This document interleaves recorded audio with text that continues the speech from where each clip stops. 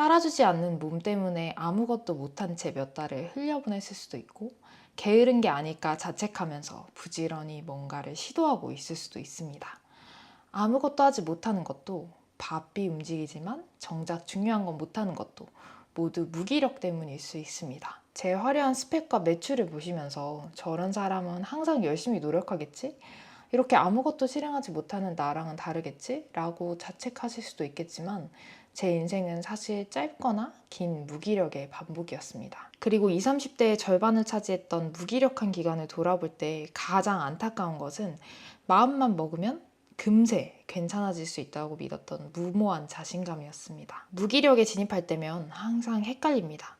내가 게으른가? 요새 좀 나태해졌나? 게으름을 피우는 나를 보면서도 움직일 수 없는 하루하루가 반복되면 이게 무기력인가? 하는 생각이 그제야 들기 시작하죠. 게으름은 노는 건 즐겁게 놀다가 뭔가 해야 될 때만 선택적으로 하기 싫은 거고, 무기력은 좋아하던 것도 하기 싫어지고 의욕이 없어지는 거라고 해요. 저는 크게 2번 정도 무기력을 경험했던 것 같아요.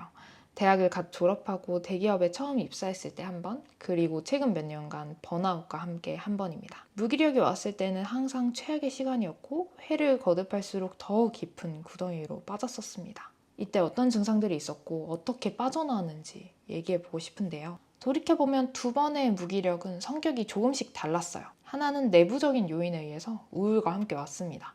당시 제가 들어간 부서는 신입이 건드렸다가 큰 문제가 생길 수 있으니까 1년 동안은 아무것도 시키지 않는 게 일반적이라고 했어요. 사람은 문제를 해결하면서 재미를 느끼잖아요.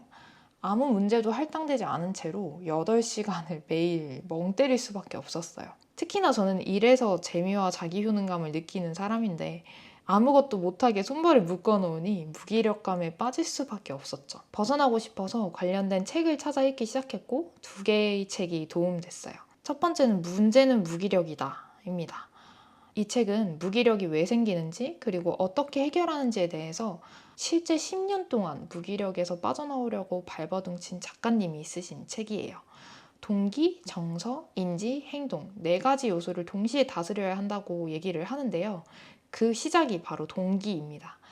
인생의 의미와 내가 정말로 원하는 것이 무엇인지 찾는 것이 그 시작이라고 얘기합니다. 여러 무기력의 원인 중에 저는 외부에 의해 학습된 무기력임을 알게 됐고, 하고 싶은 것을 찾아서 퇴사를 할 용기를 가지게 됐습니다. 그런데 대책도 없이 대기업에서 나온다는 게 정말 불안했었는데요. 스트레스 상황에서 저를 구해줬던 다른 하나의 책은 될 일은 된다입니다. 이걸 하고 싶은데 저걸 하고 싶은데 라는 그 생각과 현실의 괴리감이 불안을 만들었고, 불안과 싸우는 데 에너지를 많이 쓰다 보니까 무기력은 더 가중됐던 것 같아요. 사실 이 책은 내용은 크게 없는데 될 일은 된다 라는 이 문구 하나로 마음의 짐이 많이 덜어졌고, 뭔가를 행동에 옮길 수 있게 됐습니다. 제가 만났던 2번째 무기력은 굉장히 최근에 심하게 오래 겪었는데요. 심리적인 상황 때문이 아니라 물리적인 체력에 의해 왔다는 점이 달랐고, 굉장히 심하게 왔다는 점도 또 달랐었어요. 사업을 시작하면서 지나친 업무량에 몸이 무너지고 마음도 같이 무너졌습니다. 번아웃이 된 거죠.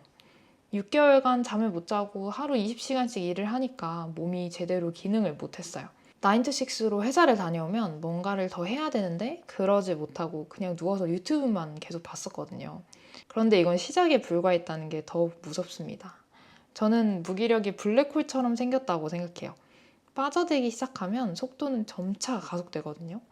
빠져나기 위해서 어떤 큰 변화를 주지 않으면 안 되는데, 제가 처음 겪었던 그런 얕은 깊이의 문제라면 해결책을 찾아서 실행에라도 옮길 수 있을 거예요. 고민 끝에 용기를 가지고 퇴사를 했듯이요. 그런데 이 단계에서 빠져나오지 못하면 가속은 점차 빨라집니다. 저는 3개의 단계로 구분하고 싶어요. 뭐 이론적인 근거가 있는 건 아니고 경험적인 구분입니다. 1단계는 무기력하다는 느낌을 받는 거예요. 뭔가를 해야 되는데 왜 이렇게 힘이 없지? 혹은 내가 게으르다고 생각할 수도 있고요. 열이 있던 시절을 생각하면서 왜 그렇게 돌아가지 못하지? 라고 스스로 자책하기도 해요. 그래도 조금 힘을 내면 금방 빠져나올 수는 있습니다. 2단계는 뭐라도 해보려고 노력하지만 힘이 없어서 번번이 무너지는 겁니다. 이게 만성화되어서 뭔가를 할 에너지가 더 이상 남지 않게 돼요. 3단계는 죽고 싶다는 것 말고는 아무것도 선택할 수 없는 상태입니다. 상담이나 병원의 도움을 요청할 용기조차 나지 않아요. 1단계에 계신 분이라면, 그러니까 무기력을 겪은 지 몇 달 되지 않았다면 햇빛을 쬐고 운동을 하세요, 루틴을 만드세요, 이런 말들이 계기가 되어서 쉽게 빠져나올 수도 있습니다. 그런데 운동을 하라는 말은 우리가 귀에 못이 박히도록 들었을 거잖아요. 그런데 왜 운동을 안 할까요? 무기력이 아니라 게으름이라고 스스로 정의하기 때문이라고 저는 생각해요.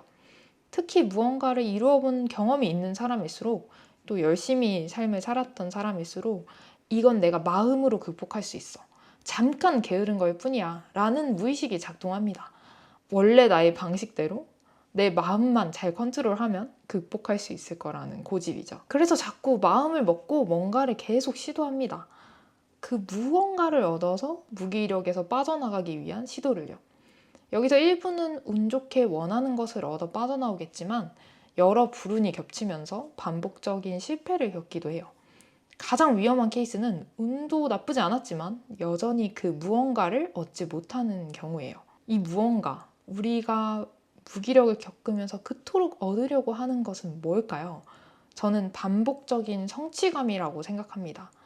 내가 무기력에서 벗어나 뭔가를 했다, 그런 증거가 스스로에게 필요한 거예요. 그런데 기준이 높은 사람은 남이 봤을 때는 성공임에도 불구하고 스스로 인정하지를 않죠.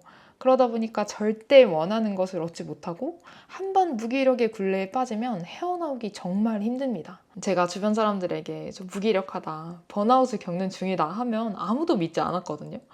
왜냐하면 사업은 매년 성장하고 있었고 밤 12시까지 회사에서 엄청 열심히 또 일해 보였거든요. 그런데 이렇게 부지런히 뭔가를 하는 무기력은 어차피 잡히지도 않을 무언가를 잡기 위한 발버둥이기 때문에 힘은 더욱 빠지고 더욱 위험한 상태로 2단계에 진입하게 됩니다. 에너지 고갈의 만성화가 되는 거예요. 없는 힘을 짜내 무기력에서 벗어나려고 하지만 어떤 성취도 성취라 인정하지 않는데 어떻게 원하는 걸 얻을 수 있겠냐 이거죠. 절대 원하는 걸 얻지 못하고 에너지만 지하를 뚫고 내려갑니다. 작은 계기로도 3단계에 도달할 만큼 취약한 상태가 되어버려요. 이렇게 무기력에 진입을 하고 더 악화되어가는 과정에서 가장 문제가 되는 것은 잘못된 믿음이라고 저는 한마디로 얘기할 수 있어요. 병이 아니고 그저 게으른 거니까 마음먹기에 따라 극복할 수 있다는 믿음. 내가 더 노력하지 않으면 좋은 결과를 내지 못할 거고 난 뒤처질 거다라는 그런 믿음. 내가 더 노력해야 좋은 결과를 내고 그러면 무기력에서 벗어날 수 있을 거라는 믿음. 이 정도 결과는 충분하지 않다는 믿음.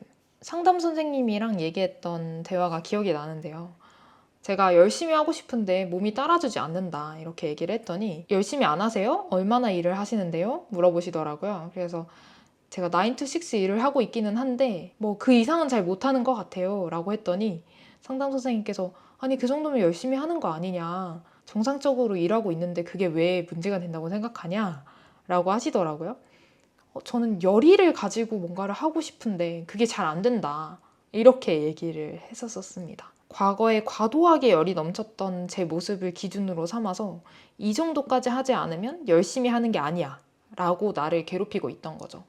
이게 꼭 과거의 나를 기준으로 삼지 않아도 누군가 나에게 정해준 그 모습, 뭐 인터넷에서 흔히 얘기하는 그런 열심히 일하는 모습, 그런 것들을 기준을 삼아서 난 저 정도까지 하지 않으니까 열심히 하는 게 아니야 라고 생각하는 건 우리를 괴롭히는 것 그 이상도 이하도 아닌 잘못된 믿음일 뿐입니다.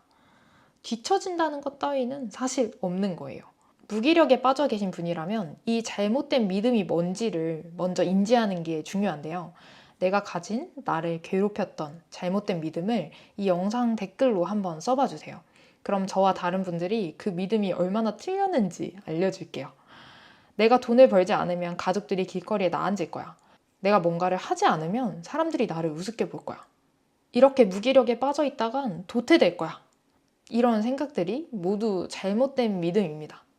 그리고 내가 진짜 무기력이 맞다고 생각이 된다면 나는 게으른 게 아니라 무기력의 블랙홀에 진입했다라고 스스로의 상태를 정확하게 정의하는 것도 중요해요.